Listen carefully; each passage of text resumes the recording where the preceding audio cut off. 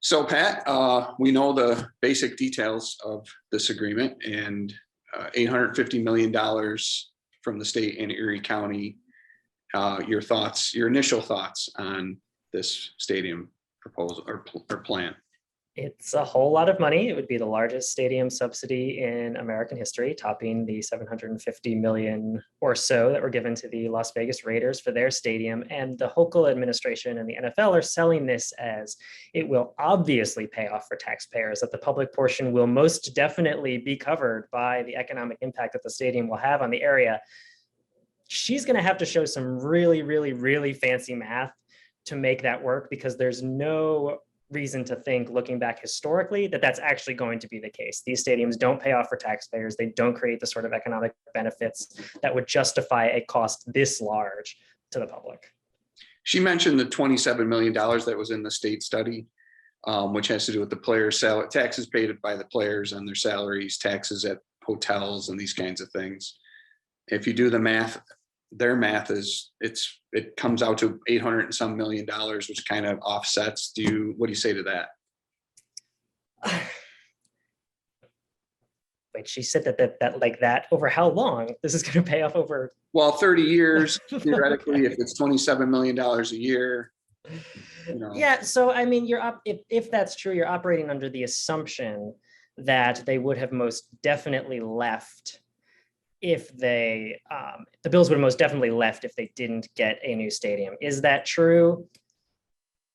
I'm not sure I'm willing to go that far and say that that's definitely true. But even that 27 million, to think that there's no other way that the area could generate that sort of economic impact, I think is incorrect. The problem when you're talking about stadium subsidies in general, right, is that the economic activity that occurs at the stadium gets treated as if it's in a vacuum, and would never have happened otherwise, when there are lots of reasons to think that it would have happened otherwise.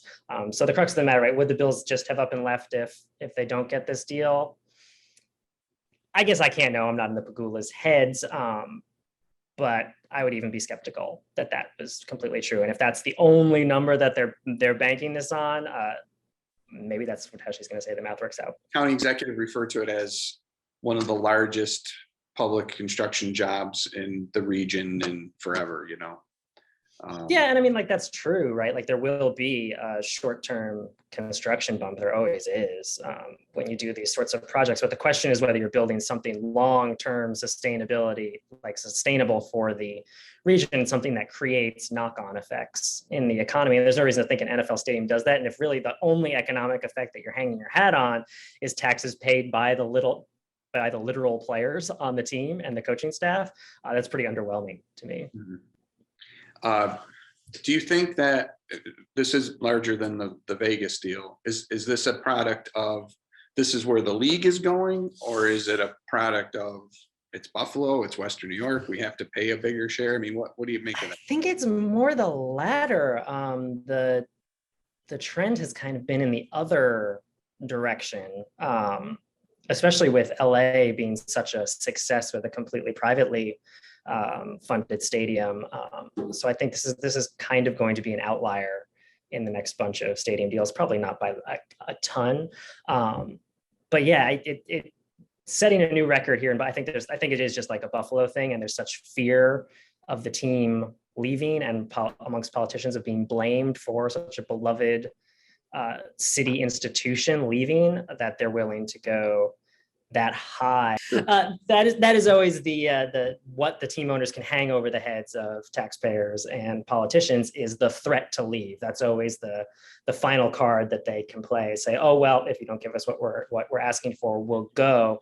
And I do think that there's something to that having an outsized influence in the Buffalo market. But you would know better than me what the sentiments are up there. And I mean, you've seen polling, right, that very few, even Bills fans, want the public to be paying for a large percentage of the stadium costs. But yeah, I think it's actually kind of an outlier amongst publicly funded stadiums. The trend has been lower, not no costs, but lower costs towards the public, particularly since the Vegas deal.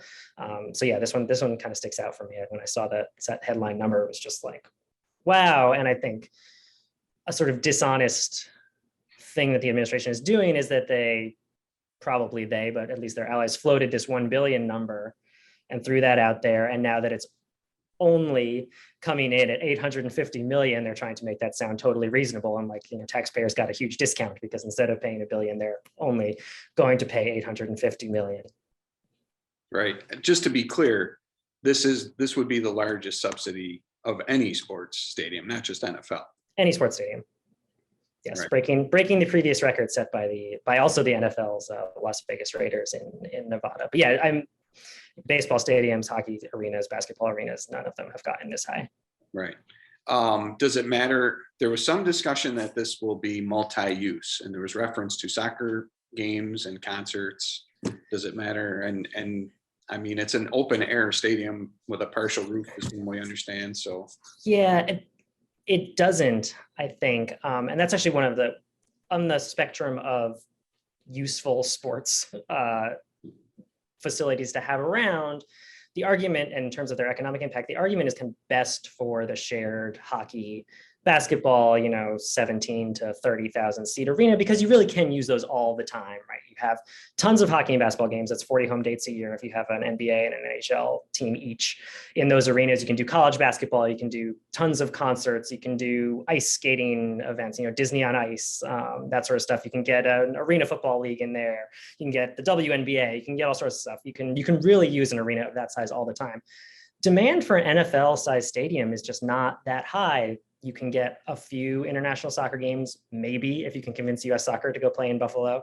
You can get a few concerts, maybe, but there are only a handful of acts in the world that can have demand high enough that it requires an NFL-sized stadium. You can maybe get some big college football games, but this thing's going to sit empty most of the time. And that's why it's such one of the reasons that even amongst the sports facilities, an NFL stadium is a bad deal, is because there just aren't that many uses for it. It can't get used that often. It's going to be surrounded by presumably tons of parking that is also just going to be empty most of the time. So this is just a lot of wasted space for the economy because you just can't use it that often. There's just not enough demand for events of that size. Right. So what should Erie County and New York State taxpayers make of this deal, you think? I mean, a lot of them are Bills fans and they're going to be excited, but I mean.